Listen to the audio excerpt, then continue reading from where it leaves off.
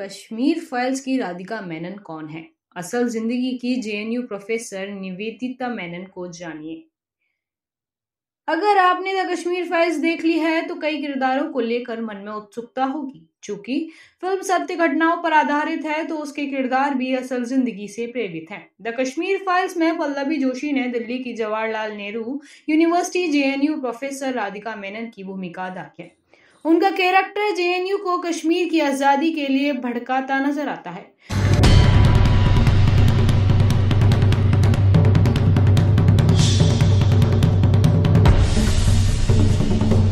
और हम सब जानते हैं कि दुनिया भर में ये माना जाता है कि India is illegally occupying Kashmir. Everybody accepts it. Let us go and invade the US. Let us go and invade the European countries because we are a global superpower. And they are saying Kashmir is illegally occupied by India. ये क्यों है? आप जानते हैं, text book आते हैं या time या न्यूज वीक आता है, उसमें जो मैप दिखाया जाता है उसमें हमेशा एक अलग तरह का मैप दिखाए, तो फिर उन कॉपीज को तभी बिल्कुल जलाया जाता है, सेंसर किया जाता है, हमारे पास आते ही नहीं है। तो जब दुनिया भर में इलीगल ऑक्यूपेशन की बात हो रही है कश्मीर की, तो हमें सोचना चाहिए कि आज़ादी एक नारा उस तरह का नहीं है, और मतलब बिल्कुल जायज़ नारा है। और अगर कोई आज़ादी का नारा उठाता है कश्मीर से, तो हम कम से कम ये समझें कि दुनिया में इंडिया को किस तरह समझा जाता है। इट्स एन इंपीरियलिस्ट, इट्स बिल्कुल एक साम्राज्यवादी देश की तरह माना जाता है। तो क्या हमें इस पे गर्व होनी चाहिए? गर्व होना चाहिए। फिल्म के लीड कैरेक्टर कृष्ण पंडित को ब्रेन वॉश करने में मेनन कोई कसर नहीं छोड़ती। वह उसका संपर्क आतंकी बिट्टा कराटे से कराती है, जो JKLF के प्रमुख फारूक अहमद डार पर आधारित है। पल्लवी जोशी का कैरेक्टर असल में जेएनयू की प्रोफेसर निवेदिता मेनन से प्रेरित है। 2016 में निवेदिता के जेएनयू छात्रों के बीच दिए गए भाषण पर खासा विवाद हुआ था। उस भाषण को फिल्म में प्रमुखता से दिखाया गया है। इंडिया जिसे हम कह रहे हैं, उसके कई जगह ऐसे थे, कई रीजन्स ऐसे थे जिनकी अपने स्वायत्त इतिहास थे, completely autonomous of the nation state. वो सीधे ब्रिटिश गवर्नमेंट के, ब्रिटिश सरकार के साथ वो डील कर रहे थे, नेगोशिएट कर रहे थे, और उनकी अपना इतिहास था। लेकिन इस सब को एक तरफ करके इंडियन स्टेट ने एक बड़ा स्टेप लिया कि ये सब हमारा है। अब मणिपुर को लीजिए,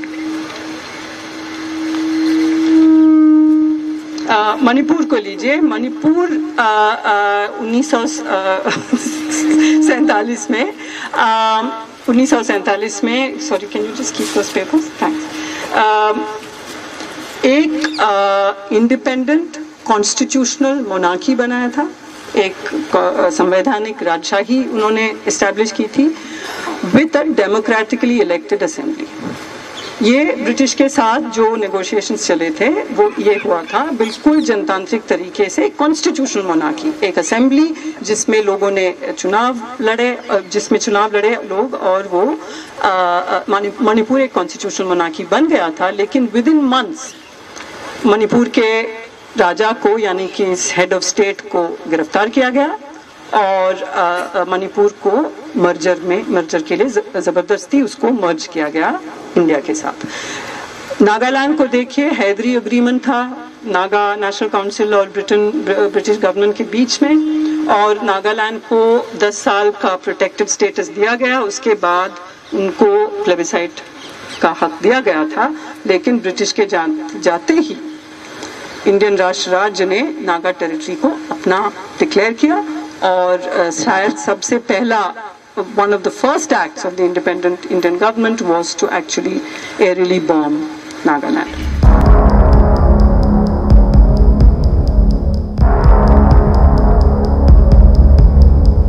निवेदिता मेनन का जन्म मुंबई में साल 1958 में हुआ। निवेदिता की एक बहन प्रमादा मेनन एक्टिविस्ट और स्टैंड अप कॉमेडियन है, जबकि भाई दिलीप मेनन साउथ अफ्रीका की यूनिवर्सिटी में इतिहास के प्रोफेसर हैं। मेनन ने PhD की हुई है। 1994 में मेनन को हिंदी और मलयालम से अंग्रेजी में अनुवाद के लिए A.K. रामानुज पुरस्कार दिया गया था। मेनन 1987 से 2001 तक करीब 14 साल दिल्ली के लेडी श्रीराम कॉलेज में राजनीतिक विज्ञान की प्रोफेसर रही। इसके बाद 7 साल मेनन ने दिल्ली यूनिवर्सिटी में पॉलिटिकल साइंस विषय पढ़ाया। 2008 में वो जेएनयू से जुड़ी। यहाँ वो centre for comparative politics and political theory की प्रोफेसर है। मेनन ने फेमिनिज्म और राजनीति के बारे में कई किताबें लिखी और संपादित की हैं, जिसमें 2004 का खंड recovering subversion feminist politics beyond the law शामिल है। वो प्रोफेसर निवेदिता के विचार काफी विवादास्पद रहे हैं। उन पर बार बार भारत और हिंदू के विरोधी विचार रखने के आरोप लगे हैं। 2016 का वह भाषण मार्च 2016 में जेएनयू के भीतर काफी विरोध प्रदर्शन चल रहे थे।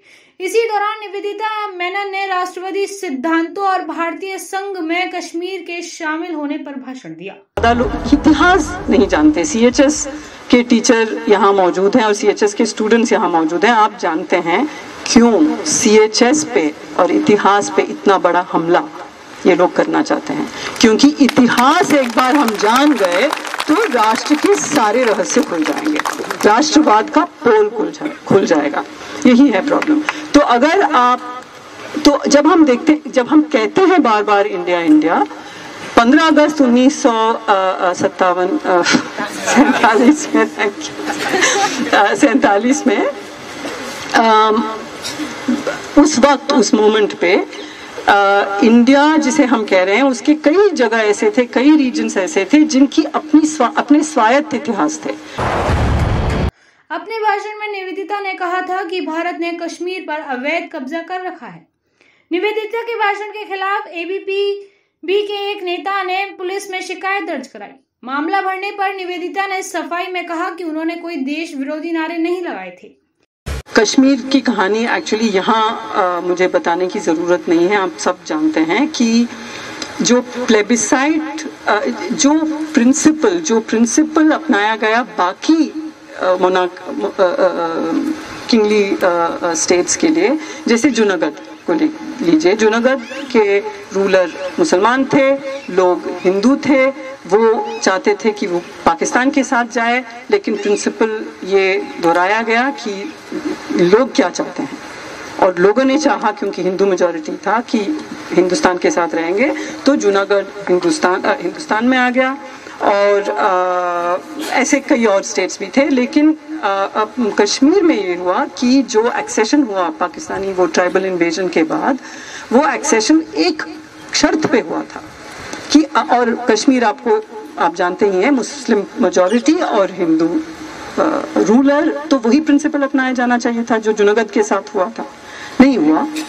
और एक्सेशन इस शर्त पे हुआ कि जब इन्वेजन खत्म हो जाएगा, जब सिचुएशन शांत हो जाएगी, तब प्लेबिसाइट होगा। तब से आज तक प्लेबिसाइट नहीं हुआ है, और हम सब जानते हैं कि दुनिया भर में ये माना जाता है कि India is illegally occupying Kashmir.